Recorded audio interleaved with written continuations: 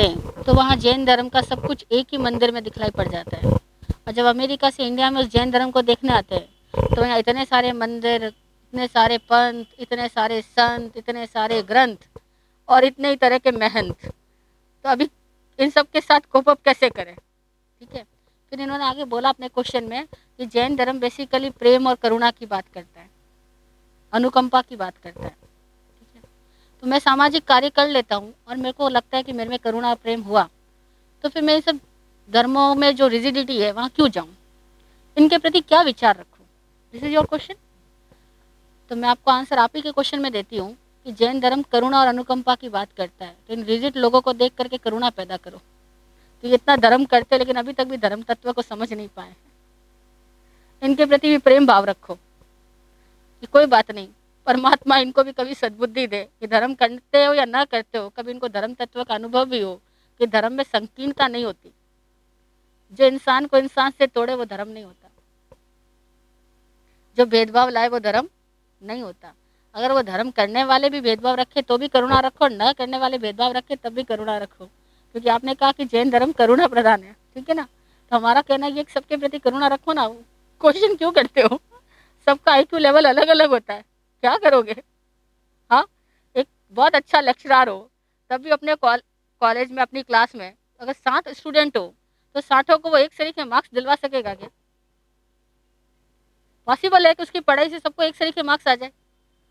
वो बहुत अच्छा लेक्चरर है, उसका प्यार भी बहुत अच्छा है, वो बहुत अच्छे से समझाता है, लेकिन तब भी नहीं ला सकेगा। क्यों? क्योंकि सब ह्यूमन बीइंग जो है ना, हम सब जो सचेतन प्राणी है ना, हम सबका आवरण अलग अलग है, हम सबकी सोच और समझ अलग अलग है।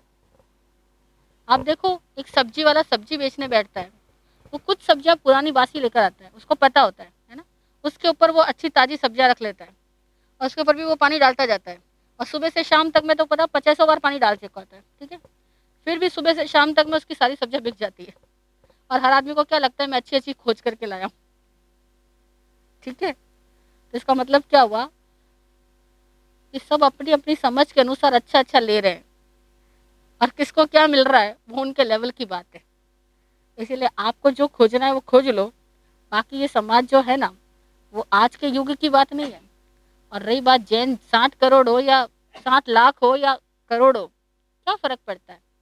हकीकत में तो जो जैन है उसको नामों से, रूपों से, पंथों से, संप्रदायों से फर्क पड़ता नहीं, और जिनको फर्क पड़ता है वो खाली जैन का नाम ही तो लेके बैठे हैं।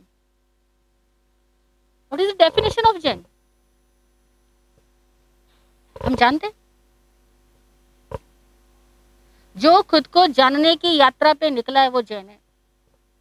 जो स्वयं को जानने की यात्रा पे चल पड़ा, यानी अंतर्दृष्टि हुआ, अंतर्मुखी हुआ, हर हाल में अपने आप को जान रहा है, खुद को रिफॉर्म कर रहा है, वह जैन है।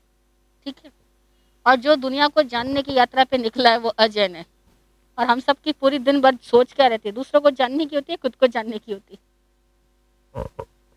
जो खुद को जान चुका वो जिन, जो खुद को जानने की यात्रा पे बढ़ा वो जैन, और जो दूसरों को जानने की यात्रा में अटका हुआ है वो, तो हम है क्या? क्या फर्क पड़ता है? हम जैन कुल से पैदा होने को जैन क्यों मानते हैं? मैं तो जानती हूँ दुनिया में जहां जहां जो भी ज्ञान को उपलब्ध हो रहा है सब जैन है। नाम से क्या लेना देना?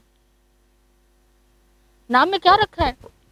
जैन कह दो, बौद्ध कह दो, जिन कह दो, बुद्ध कह दो, एक ही बात है। जिन जो जाना, जिसने जाना वो जिन, जो जागा वो बुद्ध, जो जागने की साधना कर रहा है वो बौद्ध, जो जानने की साधना कर रहा है वो जैन, जिसने अनुभव कर लिया वो वेद, जो अनुभव कर रहा है वो वैदिक,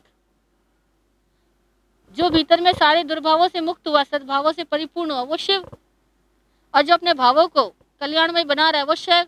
अगर ऐसा है तो वोकेबलरी के वर्ड्स के भेदों से कोई फर्क पड़ता नहीं, और अगर ऐसा नहीं है तो भी वर्ड्स के भेदों से कोई फर्क पड़ता नहीं। जय हो।